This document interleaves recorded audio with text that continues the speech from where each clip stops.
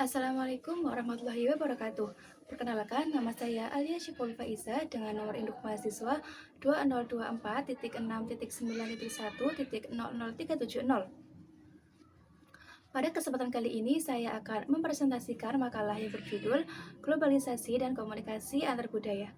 Makalah ini bertujuan untuk memenuhi tugas ujian akhir semester mata kuliah Komunikasi Antar Budaya.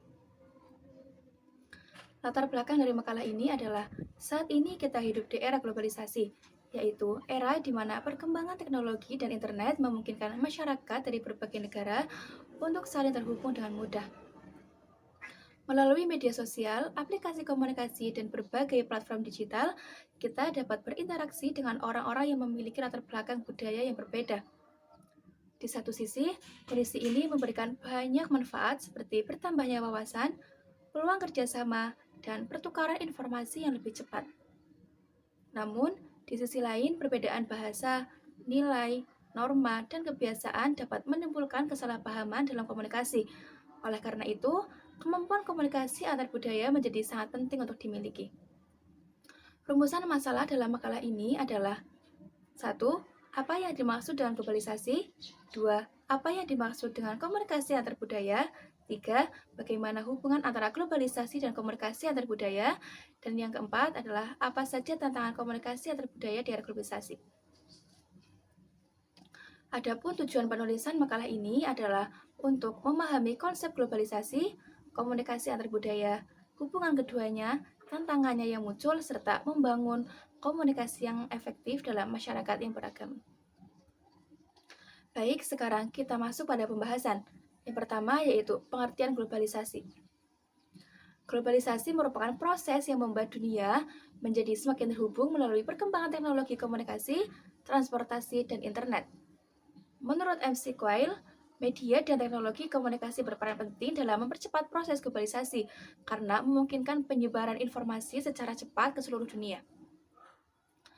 Globalisasi tidak hanya berdampak pada bidang ekonomi, tetapi juga memengaruhi pendidikan, sosial, politik, dan budaya. Yang kedua yaitu pengertian komunikasi antar budaya.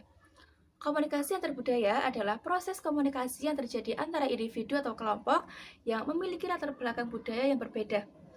Menurut Liliwery, perbedaan budaya dapat terlihat dari bahasa, cara berbicara, nilai, kebiasaan, dan cara pandang terhadap suatu hal. Sementara itu, Samovar dalam rekan-rekannya menjelaskan bahwa tujuan utama komunikasi antar budaya adalah menciptakan pemahaman yang baik di antara individu yang berasal dari budaya yang berbeda. Berikut adalah hubungan globalisasi dan komunikasi antar budaya. Globalisasi dan komunikasi antar budaya memiliki hubungan yang sangat erat. Semakin berkembangnya globalisasi, maka semakin sering pula masyarakat berinteraksi dengan orang dari budaya yang berbeda. Contohnya adalah mahasiswa yang mengikuti perkuliahan daring dengan dosen dari luar negeri, pekerja yang berkolaborasi dengan tim internasional, atau masyarakat yang berkomunikasi melalui media sosial dengan pengguna dari berbagai negara. Karena itu, kemampuan komunikasi antar budaya menjadi kebutuhan penting dalam kehidupan modern. Globalisasi juga memberikan beberapa dampak positif terhadap komunikasi antar budaya. Berikut beberapa dampaknya. Yang pertama adalah memperluas wawasan masyarakat mengenai budaya-budaya di dunia. Yang kedua, yaitu meningkatkan toleransi karena masyarakat lebih sering berinteraksi dengan kelompok yang berbeda.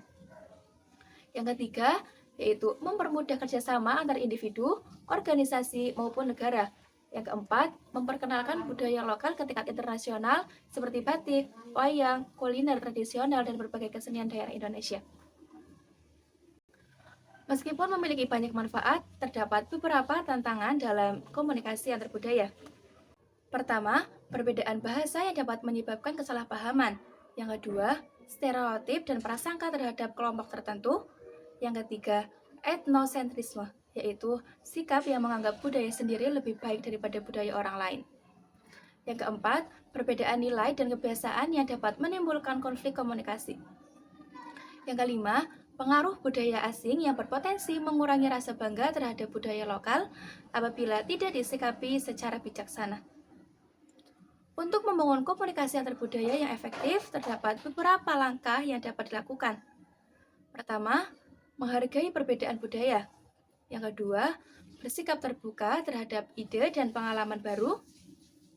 Dan yang ketiga, mengembangkan empati untuk memahami sudut pandang orang lain. Yang keempat, menghindari prasangka dan penilaian negatif terhadap kelompok tertentu. Yang kelima, meningkatkan pengetahuan tentang budaya lain agar komunikasi dapat berlangsung dengan lebih baik. Dengan menerapkan langkah-langkah tersebut, potensi konflik dapat diminimalkan dan hubungan sosial dapat menjadi lebih harmonis. Berdasarkan pembahasan yang telah disampaikan, dapat disimpulkan bahwa globalisasi telah membuat dunia semakin terhubung dan meningkatkan interaksi antar masyarakat dari berbagai budaya.